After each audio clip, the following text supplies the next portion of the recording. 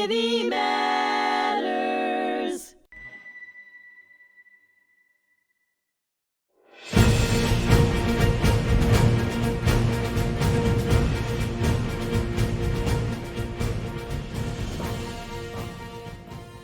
Hello, and thank you for joining me today. I'm your host, Richard Acritelli. Today's podcast is a production of the Holocaust Memorial and Tolerance Center here at Nassau County. And on today's episode of The Fog of War and Humanity, my special guest is Montgomery Granger, who will join me for a conversation about his unique military experience in the Army during the War on Terror. Monty, here we go. Thank you for joining me today. Happy holidays. It's good to see you. Thanks, Rich. Same to you, pal. This is Monty's second time with us today. It seems like yesterday, but he was up here in March. And I think he was probably one of my first podcasts. And this is maybe 80 segments later. And I just wanted to wish everyone a Merry Christmas and a Happy Holidays and a Happy New Year as we go into 2026. Monty, can you give me just like a brief, what are you doing today? What are some of your things that you're taking care of today? I know that you're very busy. Sure. Yeah. Probably busy mostly on social media, at MJ Granger 1 on X and just about any platform. I also do volunteer work for Resurrecting Lives, which is a not-for-profit organization that helps veterans with traumatic brain injury. And also the Bergdahl Foundation. It's also TBI, but on the civilian side. Okay. Now, the Resurrecting the Lives, you do that here on Long Island? It's online. So I manage their X account, which is Resurrect Lives. And I work very closely with the longtime and good friend, the brain surgeon who experienced TBI herself. And because she worked alongside some other physicians who dealt with veterans with TBI and PTSD, she got really involved in it because she was a TBI sufferer herself. So that's Dr. Gordon, Chris Ann Gordon, and she started a foundation, and it's centered in Ohio, but they do have national reach, and they raise money that goes right into research for traumatic brain injury. Now, how many people are you guys, how many veterans are you connecting with? She's worked with hundreds of thousands. She's been doing this a long time, for almost 25 years now. So she's got lots of experience, and she's got lots of folks that are on her side. She's going to be in Washington, D.C. in the spring, and she invited me to come. I don't know if it's to testify, but to also help with getting the message out that TBI is a brain hurt. You know, it's not something that can be helped with drugs or medication.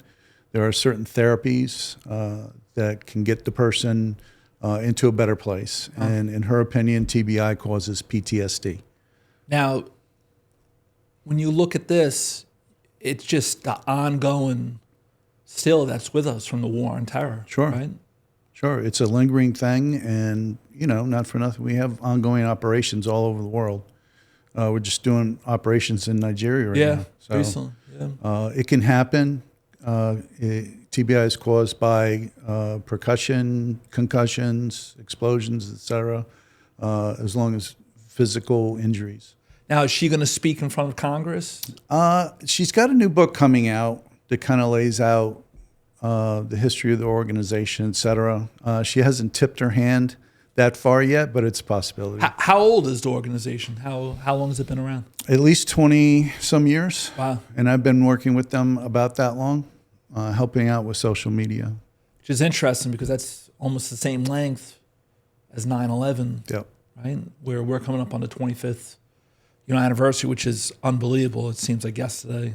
It does. That it happened. Yeah. Especially us living here in the tri-state area. Exactly. Where it really kind of hit home. It's close to us. Now, what kind of position do you have, with them? It's a volunteer.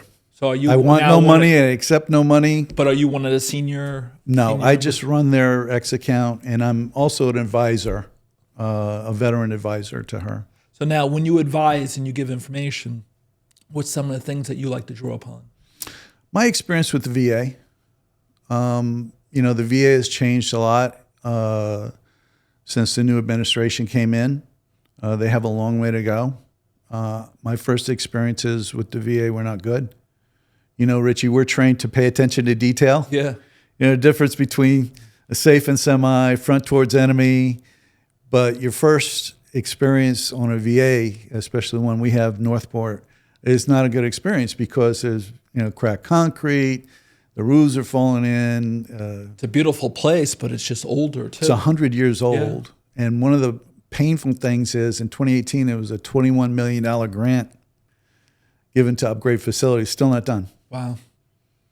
So 7 years, 8 years, and they haven't and you think fixed it. The military is a southern and a western operation, right? But Nassau and Suffolk County is so large. So we're this little speck on the map. Right? I think we have one of the, if not the most, the second most concentration, 180,000 veterans in one spot. One of the largest populations. One hospital. And you have to have, whether it's big or small locations, there's got to be several of them. They have satellite clinics all over the place, but they're limited in scope in what they can do. So there's a lot of farming out to privates. But I would well say that at least 90-95% of all the people I've dealt with are super. Great professionals, helpful, friendly, kind people. It's just the facilities and the processes that need help. Okay. Now, what was your job in the service itself there? So I started as a combat medic for 5 years to get loan repayment and learn a new skill as a health and phys ed teacher and a coach. So being a combat medic is very helpful. It gave me a lot of confidence. And you're a California boy that came eastward, right? I started in the California National Guard. But then after my loans were paid off in full, I was at a crossroads. I could have gotten out, but instead the unit I was with, the 102nd Medical Battalion in New York City, sent me to officer candidate school. So I became an officer, a medical service corps officer. That's like an administrator to hospital and then field commanders. I'd be an advisor on medical, preventive medical, and environmental services, which I found myself doing at Gitmo in February 2001. Now, where did they send you to OCS? My OCS was Camp Smith for West 14 Point. Months of weekends and a couple of weeks each summer. But it was the same criteria as active duty OCS. In some ways, it's a little bit harder, right? Because you have your civilian life as well. I blame my buddies. Yeah. We would ride share. And I'm like, he'd say, Monty, I'm downstairs. I said, I don't know what I got. Get your ass downstairs. So, what did you get me into? Right? It was tough. It was tough. Okay. Now, what year was that you became an officer? I believe it was 91. 92. Okay. And then I was out in Rocky Point. There was a field hospital out there. I was company commander for a while. Then it switched over to Carey P. Heim, right? Carey P. Heim Reserve Center. Then it switched to the 4222nd Reserve Army Hospital. And I had several staff positions there. And then 1998-99, there was no way for me to go as a first lieutenant to earn captain. Sure, to move up. So there was a unit, a brand new unit in Unidale with the 800th Military Police EPW, Enemy Prisoner of War Unit. And they were standing up a small liaison detachment with broad branches. Myself, medical officer, we had a JAG, logistics, transportation, et cetera. You had MPs there too, right? It was an MP unit. I was supposed to be a logistical there, and there was a spot there, and I went home. I thought about it from Fort Hamilton, and then I went back, and then the spot changed, and then they ended up sending me to Fort Totten. Snooze, you lose. Yeah. Well, I was a kid. I didn't know, and I was going to try to become a military police officer. But there was no more slide. I did it. Yeah. I guess in July, a lot of the jobs were already gone. It was late, Well, it was a great unit. It was full of, reserve. Oak Street, right? Yes, and reserve units in National Guard are full of people who already have a career. Yeah. So you had corrections officers, sheriff deputies, police officers, judges, lawyers, attorneys. You had the whole schmeal there.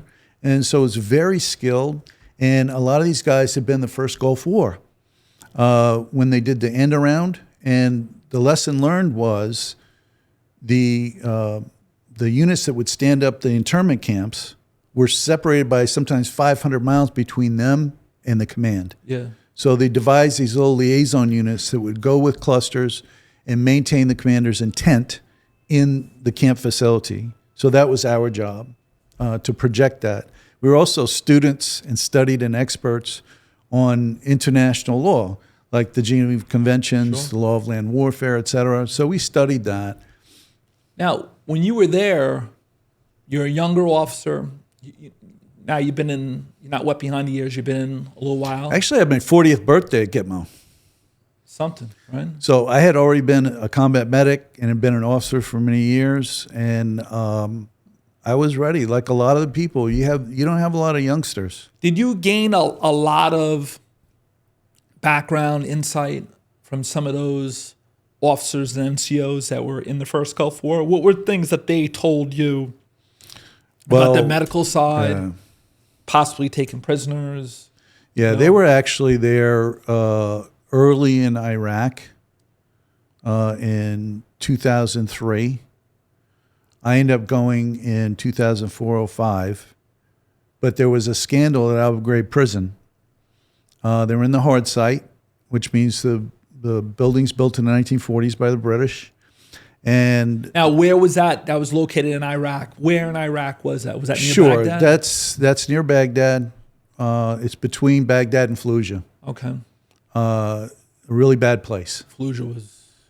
You had overlook on one end of the prison from apartment buildings. There would be a 50 cal alarm clock every morning with the Marines returning fire from those apartments. We get incoming all the time. And what happened was some inexperienced National Guard were convinced by the secret squirrels, alphabet soup, shadow warrior spooks, to, quote, soften up the detainees for interrogation, and that's what led to abuse. Yeah, some of those wild pictures, right? The nude pyramids, the dog leashes, and they took pictures, and it came out. It was humiliating, embarrassing, hurtful, because the history of American incarceration in wartime is mostly very good. We have some horrible history with Andersonville and Civil War, where there was even cannibalism. But we also have magnificent stories of, maintaining our dignity in a good guy status. When I was a kid, I studied incarceration. My mom had a German friend who was actually a Boy Scout leader, who was a young Wehrmacht officer. At the end of World War II, he was captured and thought he was going to be killed. Where was he captured? He was captured during Battle of the Bulge. At this time? Probably in Belgium somewhere. Right. And, 1944 at this time? Yeah, he woke up one morning and he had a bunch of old guys in Tauba, which are deaf. His unit was depleted. They had no food, no ammunition. And he said it was his first time he ever saw an African-American out in a clearing waving a flag. So he went out to meet him. And what they call the black Schwarze Amerikaner. Schwarze. Yeah. So he was told to bring all the weapons, put them in a pile. So they did that, and they were taken in trucks. He thought they were being taken to be killed because the SS had been doing that. Yeah, the Waffen-SS with Malmedy, right? Right. So instead, they got hot food, coffee, a wool coat he said he had to that day, and eventually immigrated to the United States and became a Boy Scout leader and a businessman. But, throughout history, we have a tendency toward kindness. And I think there's nothing more profoundly humane than taking a prisoner. Well, you saw that during the war where the Germans were running towards American lines. Yep. And they wanted no business of the Soviets. And they realized, we could be rough too, and we could handle, and, we were not soft. But we were more likely to do the right thing. Yeah. And so at Gitmo, all the detainees were treated with humanity, dignity, etc. But there were rules. So now, How do you let's talk about 9/11? Okay, 9/11. Where are you living? I was 9/11 director of health, phys ed, and athletics at the Comstock School District here on Long Island. Yeah. I was interviewing a school nurse because I was also in charge of health services. And between interviews, my secretary said, "Monty, a plane just hit the World Trade Center." So we're all thinking, guy had a heart attack, small plane. It's an accident, right? Sure. So I had the next interview, and then she said, a second plane hit. And immediately I thought terrorism. Yeah. I called into my unit. They said, pack a bag, come in. We don't know how long. Now, is this your first deployment now in terms of going overseas, right? Absolutely. Okay. Yes. So I went into the unit. We spent a week there.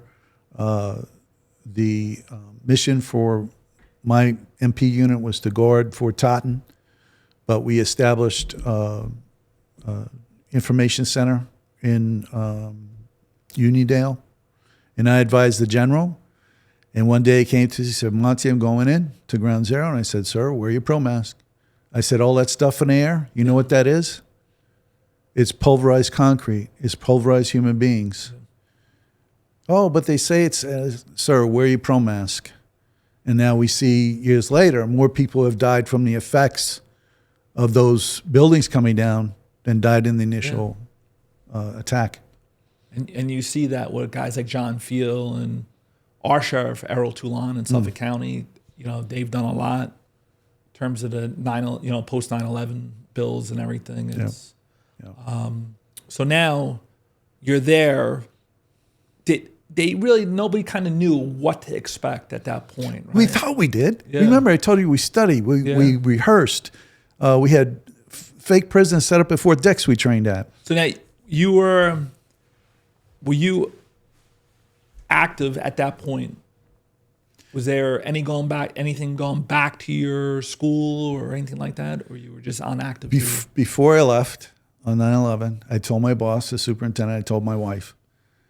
And I said, "Boss, I'm going away. I don't know. Yeah. Could be a day, could be a week, could be a month. Who knows what's going on?" Nobody knew. He said, "Monty, that's fine. Do what you got to do." I said, "I have a name for you."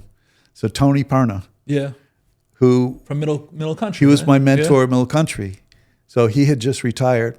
He didn't even hesitate. He says, "Monty, I'm in." Called the superintendent. He covered for me for a week. And then 6 months later, I was activated for a 6-month tour. Got him back in there. 6 months after that, go to Fort Dix for. He kept filling in for me. Sure. So it was great. Now, where was your first deployment? And when does that occur? Yeah, that is in February of 2002 to Guantanamo Bay, Cuba. And my unit helped stand up the Joint Detainee Operations Group. And those were the detainees that were taken from Afghanistan at that time? Yes, they were and coming other in, areas of the world, I'm sure, They were too. coming hot and heavy, but almost all from Afghanistan. And many had war wounds. So the mission was complex at first because you had these guys who would just as soon kill you as look at you. Yeah. Real deal guys. Yeah. Who had to be unshackled for physical therapy, for medical treatment. So it was nip and tuck. And I'm most proud of a lot of the Navy medics who worked in the Naval Hospital there. Think MASH Navy style, Yeah. in the tents, who would work with these detainees unshackled. And you had interpreters there and everything, right, to let them know? Interpreters, but many of them spoke English or Spanish or French or German or Russian. You had at least 23 languages They weren't spoken. all living in caves, right? They were. No, these are soldiers of fortune who were drawn to Afghanistan so they could kill Americans. Yeah. I mean, look at bin Laden was fighting in Afghanistan against the Soviets, Yep. And he ended up saying to the Saudi government, "I'll get rid of Saddam." And Saddam had the 4th largest army in the world at that time. They said, "No, we're bringing the United States in, a coalition." Yep. So these were people that were serving. These in are other professional bad guys. areas. Yeah. But they were treated with dignity and respect. Of course, they didn't like that so much. They would sucker punch the guards. They would throw bodily fluids on them. And What was your first day like handling this responsibility? Because no matter what anyone could tell you, it's a new responsibility. And it's new in terms of warfare. Sure. in terms of what was just conducted against the United States. It was surreal. The first day I was there, I was on the tarmac waiting for a plane to bring in detainees. And we did in-processing with them. And I'm hanging out next to an International Committee of the Red Cross physician. And out of nowhere, he says, you know, Monty, nobody does this better than the U.S. They're absolutely the best. And we're here just, you know, because we have to be here. We gave them full, you know, open access. Sure. There's photographic evidence of that. I write about it in my book. And, you know, we're proud of that. The first detainee that you took care of, now you probably can't say the names, right? But where were these guys from? Like Afghanistan. Was Afghanistan. Sure. First one was Afghani that you... Yes. But they came in a plane load. We cut off all their, not all of it, but we cut off most of their sensory deprivation. They had coats, and they were brought to Camp X-Ray, where they were in process. There's a famous photo. Everybody loves the photo. They're on their knees in a gravel enclosed area. Yeah, fenced in. And everything. And the impression is that's how they were treated all day, every day. No, it was just during in process. Just part of the process. Right? So after that, we took everything off. They got a shower, fresh clothes, flip-flops. They come in. Now they're processed. They get DNA samples taken. Yeah. Retina, photographed, fingerprinted. They get to write a postcard home. And they're read the rules in their whatever language, and then they're placed into a cell. But as soon as we got there, we started building a better place. So Camp X-Ray was left over from the Haitian boat crisis of the early 90s. Yep. All we had to do was go in and freshen that up. It was Spartan. It was basically dog kennels. How long did it take the government to respond to the need to have more infrastructure there to handle these Immediately. prisoners? Immediately. And In 4 months, they were all transferred. In fact, April 2002, they were all transferred from Camp X-Ray, which you still see in pictures when the mainstream media wants to talk about Gitmo, Sure.